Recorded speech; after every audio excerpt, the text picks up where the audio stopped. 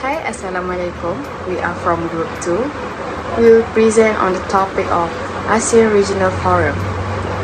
The background for this ASEAN Regional Forum is the ASEAN Regional Forum were established in the year of 1994 as a regional security platform of cooperation and dialogue based on discussion in the ASEAN Post-Conference of Ministers between ASEAN Foreign Minister and in full dialogue partner. In the year of 1995, the ASEAN Regional Forum agreed on an evolutionary approach to address security issues effectively and use a three-stage process, which the first stage is confidence building measure, second stage is development of preventive diplomacy, and the third stage is elaboration of approach to conflicts. The ASEAN Regional Forum is an important platform for security dialogue in the Indo-Pacific.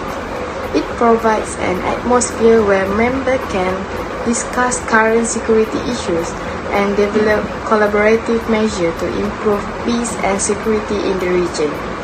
ASEAN Regional Forum is characterized by consensus-based decision-making and frank dialogue. The ASEAN Regional Forum agrees that the concept of comprehensive security not only covers military aspects and traditional security issues, but also relates to political, economic, social, and other issues such as non-traditional security issues. The main objective of ASEAN Regional Forum are to develop constructive dialogue and consultation on political and security issues of mutual interest and concern, and to make a positive contribution in various efforts to deliver confidence building and preventive diplomacy in the Asia-Pacific region. Hi, based on research and observation, there are two major issues that faced by ARF. The two big issues are related to territorial conflicts, counter-terrorism, and HADR. Well, Asia is a region characterized by traditional security challenges such as unresolved territorial disputes and potential security flashpoints. Among the territorial conflicts that occurred are from disputed border claims between Thailand and Cambodia, Myanmar and China, as well as India and Pakistan.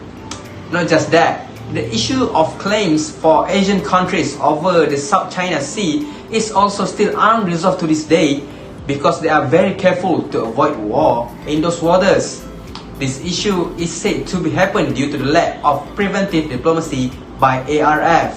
Well, preventive diplomacy refers to diplomatic action taken to prevent disputes from escalating into conflicts and to limit the spread of the conflicts when they occur. There are other parties who argue that preventive diplomacy in ASEAN has traditionally been characterized by much talk and little collective action to resolve the conflict, while actually making a positive contribution in various efforts to create confidence building and preventive diplomacy in the Asia-Pacific region is one of the objectives of the establishment of the ARF. The fighting in February 2011 on the Thai-Cambodian border demanded that ASEAN's abstract talks on preventive diplomacy to be implemented, prompting the ARF to take immediate action. Next, the issue of counterterrorism and HADR. ARF has trouble tackling the problem of terrorism in this region. The Bali bombing in 2002 by radical Islamic fundamentalists made Asian leaders realize that terrorism is a serious problem, especially in the West. In addition, discovery of homegrown terrorist network operative from Jemaah Islamiyah in Indonesia, Singapore, and the Philippines reminded Asian states that terrorism is a clear and present threat in Asia. This is said to be happen because the limitation in counter-terrorism cooperation among ARF members. Moreover, the lack of information and intelligence leads to their inability to make operation in search of terrorists and eliminate them from the roots. Lack of interest in working with the United States is also a factor. The ARF is slow to address this issue, while cooperation between them will be the strong bilateral alliance network to fight terrorists. Next, HADR. HADR is Humanitarian Aid Disaster Relief, which is related to post-disaster plan. The tsunami that hit Aceh in 2004 made this matter taken seriously by the ARF. The assistance provided by TCG, the Tsunami Core Group, including Japan, Australia and other countries in dealing with them, in delivered critical aid to the worst hit areas in Indonesia at that time, gave a lesson to ARF to make more complete preparations. This happened due ARF was not able to coordinate operational HADR response. Now, let's continue on the party involved. The ASEAN Regional Forum, ARF, is a forum formed by ASEAN in 1994 as a vehicle for dialogue and consultation on matters related to politics, security in the region, as well as to discuss an equate view between ARF participating countries to minimize threat to regional stability and security. In this connection, ASEAN is the main driver in the ARF. ARF is the only forum at the government level attended by all strong countries in the Asia-Pacific region and other regions such as the United States, People Republic of China, Japan, Russia and the European Union. ASEAN Regional Forum participant number 27 countries consisting of all ASEAN member countries. These 27 countries will make decisions based on consensus and frank dialogue. The 27 countries are comprised of the 10 ASEAN member states, which are Brunei, Cambodia, Indonesia, Laos, Malaysia, Myanmar, Philippines, Singapore, Thailand and Vietnam. Next 10 countries ASEAN top partners, which are United States, Canada, China, India, Japan, South Korea, Russia, New Zealand and the European Union. And several countries in the region, namely Papua New Guinea, Mongolia, North Korea, Pakistan, Timor-Leste, Bangladesh and Sri Lanka. Next, the ASEAN Regional Forum adopted in July 1996 the following 4 criteria for participation. First, commitment. All new participants, who will all be sovereign states, must subscribe to and work cooperatively to help achieve the ARF key goals. Prior to their admission, all new participants should agree to abide by and respect fully the decision and statement already made by the ARF. All ASEAN members are automatically the participant of ARF. Second is relevance. A new participant should be admitted only if it can be demonstrated that it has an impact on the peace and security of the geographical footprint of the key ARF activity. Third is gradual expansion. Effort must be made to control the number of participants to a manageable level to ensure the effectiveness of the ARF. And lastly, consultation. All applications for participation should be submitted to the chairman of the ARF, who will consult all the other ARF participants and ascertain whether a consensus exists for the admission of the new participant. Actual decision on participation will be approved by the minister. The advantages gained from the various parties involved is able to reach a consensus, be able to unite, work together to address issues that occur in ASEAN countries. The ASEAN Regional Forums can be made more effective by making improvement.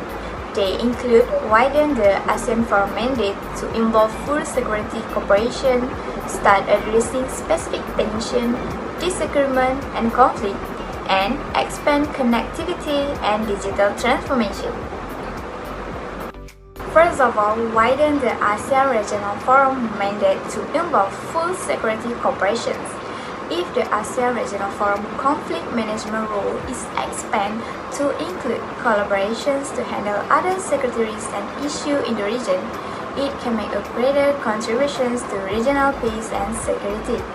Thus, the well-organized ASEAN Forum organization offered a fantastic potential to significantly strengthen regional security.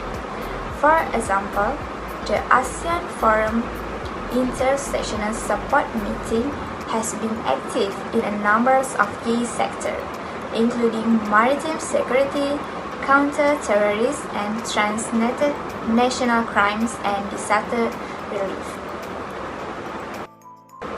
Next, start addressing specific tensions, disagreements and conflict. The ASEAN Regional Forum might begin by quickly strengthening its institutional capability. The ASEAN Regional Forum unit will need to be extensively improved in order to fulfill the additional role of conflict monitoring as well as provide the required assistance for the ASEAN Forum to carry out its conflict management responsibility, credibility and effectively. For instance, the Inter-Regional Support Group meeting of confidence building measure and preventive diplomacy could be tasked with looking into the region's specific tensions, disagreements and conflict. Last but not least, expand connectivity and digital transformation. ASEAN was quick to point out how supply chains and connectivity interruptions might damage economic recovery. Thus, ASEAN can move forward with regional policy initiatives to assist this trend, including a framework from cross-border payment, a plan to boost smart manufacturing, and 5G ecosystem rules. To sum up, the Asian Regional Forum (ARF) is the first international forum for formal dialogue on peace and security concerns in the Asia-Pacific region. The Association of Southeast Asian Nations, ASEAN, and the states functioning as ASEAN's dialogue partners gather annually at the ministerial level, and the ARF presents a forum for discussion and diplomacy, as well as the formation of cooperative approaches to regional concerns. The issues stated in this video are the inability to progress into preventive diplomacy and lack of coordinated responses to counter terrorism and HADR. It is believed that these problems arise during the forum, and thus, we can see that the representatives of each country are not able to build good cooperation between them. We also include the parties involved in ARF, such as the countries in Asia-Pacific region, Asian member states, Asian top partners, and a few other countries in the region. Moreover, several recommendations are also provided as approaches for ensuring the initiative's implementation and continuation. ARF is such a huge occasion that requires the participation of many countries in the discussion. This means that a higher cooperation and commitment are needed to guarantee that the objectives are achieved, as it will benefit every country involved.